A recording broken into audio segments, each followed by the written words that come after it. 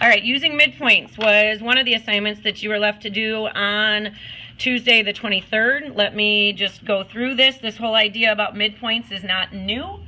We have been messing around with midpoints since chapter 1 in geometry. So just a refresher, some practice.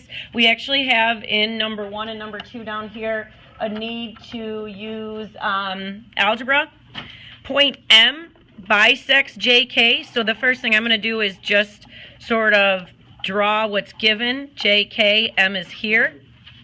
They tell us that 4x minus 5 represents the distance from J to M, and that M to K is 3x plus 2. Now, since M is the midpoint, that means that these two expressions must be equal to each other.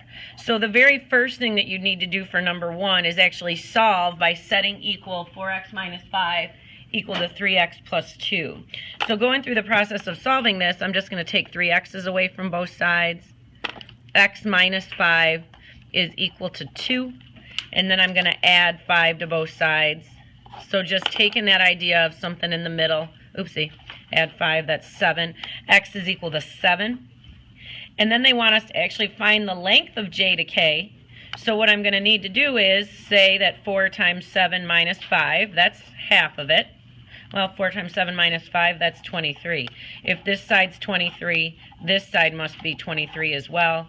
So the length of J to K all the way is going to be 46. So the midpoint of the segment is just setting up an algebra equation and solving it. And then for number 2, we've got a little bit different situation. I have a feeling I'm going to have to write this somewhere else. Oh, we've got the back side. Good. I'm going to fold this down, and I'm actually going to do number 2 just on the back. Point M bisects E to F. So here's E, here's F, here's point M. M splits it into 2 equal parts. E to M is 7x plus 11. And then M to F is 8x's. So finding out what, and we have to find the whole length of E to F. This is no different than number 1.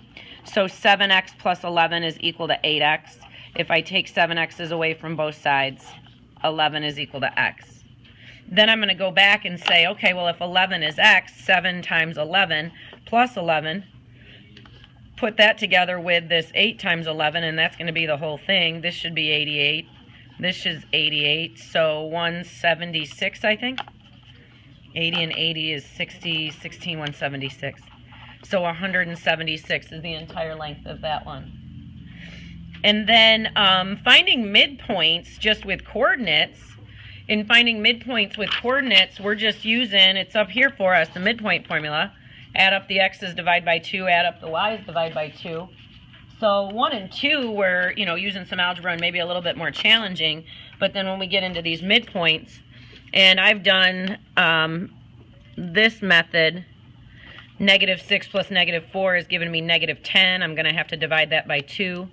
3 and 1 is giving me 4. I'm going to have to divide that by 2. So the midpoint here is -5 and 2. Number 4, 0 and 6. 6 over 2 is the x value of the midpoint. -2 and -8 is going to give me -10. Divide that by 2. 3 and -5 for those midpoints. Adding together the x's here. 13 and 7 gives me 20. I'm going to divide that by 2. 2 and 6 gives me 8. I'm going to divide that by 2. The midpoint in this one's going to be 10 and 4. -2 and 4 is going to give me a +2 over 2. 9 and 0 is going to give me a 9 over 2. 1 and 4 1/2 is going to be that midpoint.